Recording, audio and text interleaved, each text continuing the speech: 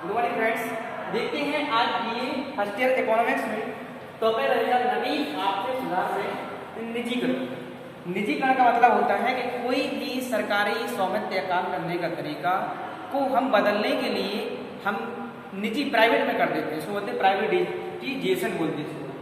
तो क्या नवीन आर्थिक सुधार में निजीकरण के बारे में समझते हैं। देखिए अर्थ इसका है, अर्थ निजीकरण से तात्पर्य उस नीति का मतलब होता है कि एक योजना बनाई जाती है, जिसका मतलब पहले नीति आयोग चलता था, उसको चेंज करके बदल दिया था योजना आयोग कर दिया। देखो उसी प्रकार नीति आयोग लगी है कि निजीकरण से तात्पर्य उस नीति से है जिसके द्वारा किसी उद्यम के सरकारी स्वामित्व को निजी स्वामित्व में बदलना निजीकरण कहलाता है। मतलब कि जो गवर्नमेंट चलती है उस नियम को वो ठीक से नहीं चला पाती है तो वो क्या करती है, निजीकरण में बदल देती है।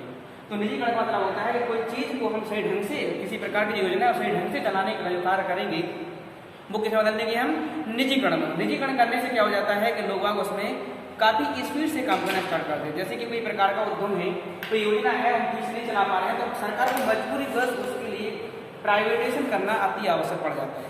उसमें कुछ है विचार निकलते हैं, उद्देश्य होते हैं उसके, इसमें भी कुछ परिवर्तन आते हैं। जिस प्रकार की कंपनी है, कंपनी नहीं चल पा रही है तो सरकार क्या करती है, उस कंपनी को चलाने के लिए 50% शेयर बांट करके निजीकरण कर देती है। निजीकरण करने से क्या हो जाता है कि चीज़ें बदलना स्टार्ट हो जाती हैं, वो कंपनी स्पीड से प्रोग्रेस करने लग जाती है, उसमें नए प्रकार के साधन आ जाते हैं, मतलब कि ऑटोमेटिक चीज़ें बदलना स्टार्ट हो जाती है निजीकरण करने से। आप देखिए निजीकरण के उद्देश्यों के बारे में। पहला उद्देश्य है आर्थिक विकास हेतु वित्तीय संसाधनों को जुटाना।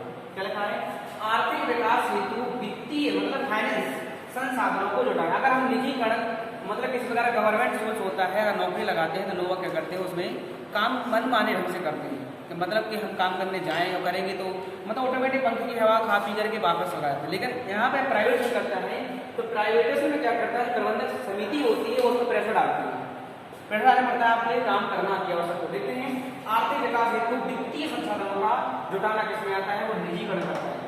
निजीकरण सार्वजनिक क्षेत्र कभी नहीं कर पाता है, निजीकरण क्षेत्र को ही करना पड़ता है, ये होता है।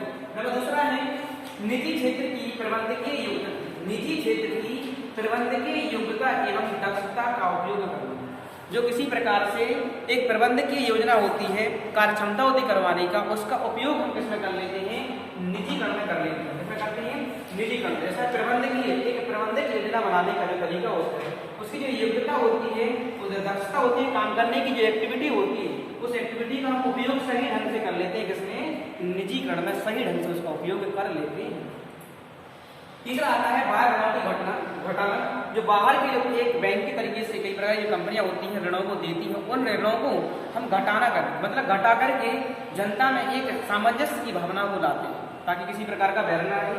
ये होता है बाहर ऋणों को घटाना। ये क्या कर सकता है, निजीकरण कर सकता है, ना कि सार्वजनिक में क्यों नहीं कर सकता। उसमें क्या होती है, लोग बुराई को डरते हैं कि हमारी बुराई हो जाएगी, इससे हमारी दुश्मनी हो जाएगी। लेकिन निजीकरण में ऐसा कुछ नहीं होता है, इसमें पावरफुल तरीके से काम किया जाता है, लोगों को करना पड़ता है। आगे आते हैं नंबर 4 है अर्थव्यवस्था को प्रतियोगी बनाना। अर्थव्यवस्था को प्रतियोगी बनाना, जो अर्थव्यवस्था है कई प्रकार की मैनेजमेंट व्यवस्थाएं हैं उसको प्रतियोगी बनाना। कई प्रकार के ऐसे होते हैं जो पुराने सेक्टर डले रहते हैं, उन सेक्टरों को खोला जाता है ताकि अर्थव्यवस्था में बदलाव आने से क्या होता है, प्रतियोगी चलती है, प्रतियोगिता होती है कि हम इतनी ग्रोथ कर रहे हैं तो आप कितना ग्रोथ कर रहे हैं। इस तरीके से क्या होता है, प्रतियोगी बनाना है। कौन बनाएगा, निजीकरण बनाएगा। इस तरीके से किसी प्रकार के जो सेक्टर खोले हैं, एक ही क्षेत्र में खोले हैं, दोनों प्रतियोगिता हो गई, हम आगे बढ़े हैं, लेके हमारे तो क्या होता है, प्रतियोगी बनाना। नंबर 5 आता है उत्पादकता में वृद्धि। जो किसी प्रकार का प्रोडक्शन होता है उसमें इंक्रीज लाया जाता है, ना कि डिक्रीज। इंक्रीज बढ़ाना, प्रोडक्शन हो रहा है उस प्रोडक्शन को इंक्रीज में लाया जाए। इंक्रीज करने के बाद करना तथा परिचालन, उसका एक जो मूवमेंट जो चालन होता है, परिचालन क्षमता को बढ़ाना। जो किसी प्रकार का सेक्टर होता है, गवर्नमेंट सेक्टर देखा होगा आप लोगों ने, वो किसी प्रकार से धीमे धीमे शुरू ग्रोथ करता है, और आपने देखो प्राइवेट सेक्टर देखा होगा वो काफी तेजी से ग्रोथ करता है। ये आपसे बढ़ाने का समझ। तो उद्देश्य है उत्पादकता में वृद्धि करना तथा परिचालन क्षमता को बढ़ाना। नंबर 6 आता है नई औद्योगिक इकाइयों की स्थापना करना। नई औद्योगिक इकाइयां जो इंडस्ट्रियां होती हैं, यूनिट होते हैं, की स्थापना करना कर आयात प्रतिस्थापन, जो आयात करते हैं उसका प्रतिस्थापन मतलब जो हमने आयात किया है एक्सपोर्ट इम्पोर्ट उसको प्रतिस्थापन दोबारा से वापस बना करके लौटाएं की क्रिया को बल प्रदान करना। मतलब कि जो क्रिया है आयात चीजों को बनाने के बाद उसको दोबारा उसी देश में सप्लाई करेंगे, उसकी बल जो क्रिया हो रही है उसको बल प्रदान करना, मतलब उसको मूवमेंट के दायरे में आने की ओर लेके आना। ये होती है नई औद्योगिक इकाइयों की स्थापना हम करेंगे तभी। नई औद्योगिक जितनी भी आपने औद्योगिक नीतियां देखी होंगी वो गवर्नमेंट औद्योगिक नीतियां नहीं है, सब कैसी है अपन की प्राइवेट औद्योगिक नीतियां। मतलब आसपास जो आपके प्लांट वगैरह होते हैं, जितने भी प्लांट्स वगैरह होते हैं सब कैसे होते हैं, निजी क्षेत्र के होते हैं, ना कि सरकारी क्षेत्र। नंबर आता है 7 राष्ट्रीय आवश्यकता, जो राष्ट्र की जो नेशनल की जो नेसेसरीज हैं एवं प्राथमिकता जो प्राइमरी सेक्टर्स के हैं अनुरूप निजी क्षेत्र की उत्पादन क्रियाओं को सार्वजनिक क्षेत्र के साथ समन्वित करना। मतलब कि जो एक प्रकार की राष्ट्रीय आवश्यकताएं हो रही उन आवश्यकताओं के लिए हम प्राइवेट सेक्टर से जोड़ करके और सार्वजनिक क्षेत्र को जोड़ करके एक सामंजस्य के दायरे में लेकर के चलें। कुछ चीजें ऐसी होती हैं जो प्राइवेट से समन्वित करके चलना पड़ता है, जिसको होती हैं समन्वित से उनको प्राइवेट सेक्टर के दायरे में लेके आना पड़ता है, तब ये चीजें क्या होती हैं आगे की ओर प्रतिस्थापित होती है।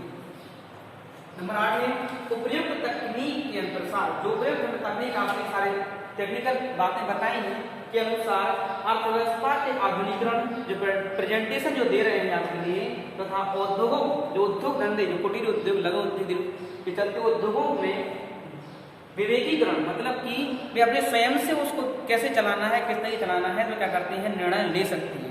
तो मैंने कहा है कि उपयुक्त तकनीक के प्रसार अर्थव्यवस्था के आधुनिकीकरण तथा उद्योगों में विवेकीकरण के लिए आर्थिक शोध एवं विकास के कार्यक्रम को बढ़ावा देना। ऐसे जी क्या कर सकते हैं, निजी क्षेत्र कर सकता है और सार्वजनिक क्षेत्र इस चीज को बढ़ावा नहीं दे सकता है। इसलिए क्या होते हैं आपने प्रेजेंट टाइम में देखा होगा भैया कि जो रेलवे वगैरह होती है, जो गवर्नमेंट सेक्टर होती है, सब क्या करते जा रहे हैं, सरकार धीमे धीमे करके प्राइवेट करते जा रही है, क्योंकि प्राइवेट में क्या होता है ग्रोथ ज़्यादा होती है, लोग आवाओं की जो कार्य क्षमता होती है वो स्पीड से चलने लग जाती है, गवर्नमेंट में ऐसा नहीं होता है। ठीक है, तो ये था अपने नवीन आर्थिक सुधार निजीकरण, इसके उद्देश्य वगैरह है, आप इनको रिपीट करके तरीके से ध्यान से रख लें। ठीक है, आज इतना ही, थैंक यू। 3 मिनट हो गए।